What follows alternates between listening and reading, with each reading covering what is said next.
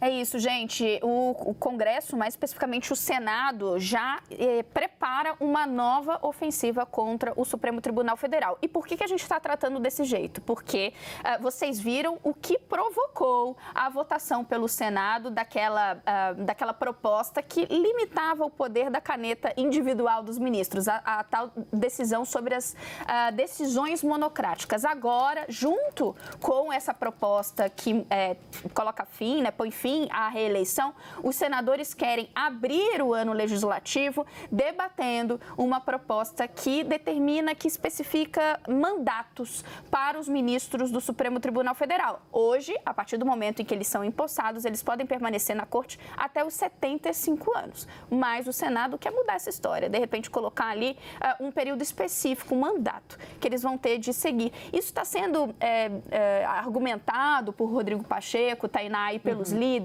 como um segundo eixo que eles têm de trabalhar, que envolve o fim da reeleição e também o mandato para os ministros do Supremo Tribunal Federal. O que eles estão argumentando? Olha, o Senado exauriu o eixo econômico, votando reforma tributária e as pautas, as propostas de Fernando Haddad. No início do ano que vem, é o eixo político e jurídico. Envolve reeleição, envolve mandatos para os ministros do Supremo e envolve também a PEC dos militares. Já passou por comissão, mas o Senado tem que aprovar.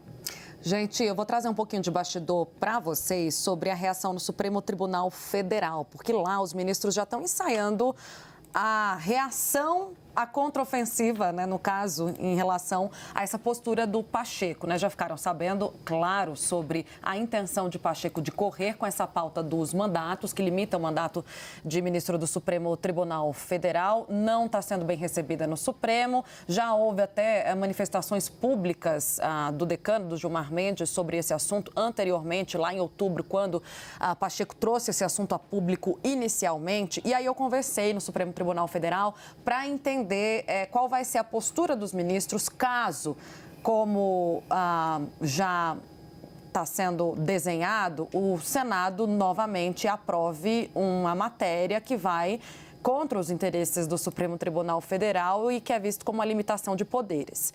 Apesar dos ministros evitarem antecipar esse movimento, eles falam, olha, vamos esperar o problema chegar para falar sobre isso. Há ali nos bastidores a indicação de que viria uma derrubada dessa proposta pelo próprio Supremo Tribunal Federal. Há quem defenda que a proposta, isso gera discussão, sim, mas há a defesa de que essa proposta, ela contraria a cláusula pétrea da Constituição e, portanto, não pode haver modificação por emenda do Legislativo.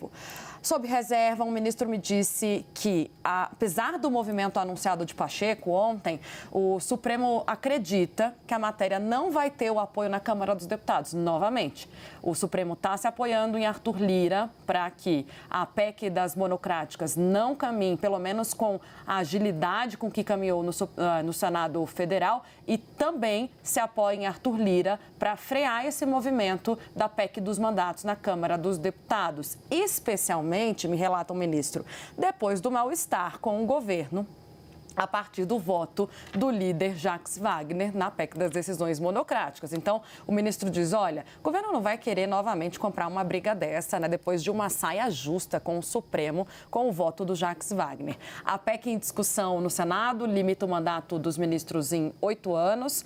Atualmente, os cargos no Supremo Tribunal Federal são vitalícios e os magistrados ficam até a aposentadoria compulsória aos 75 anos de idade.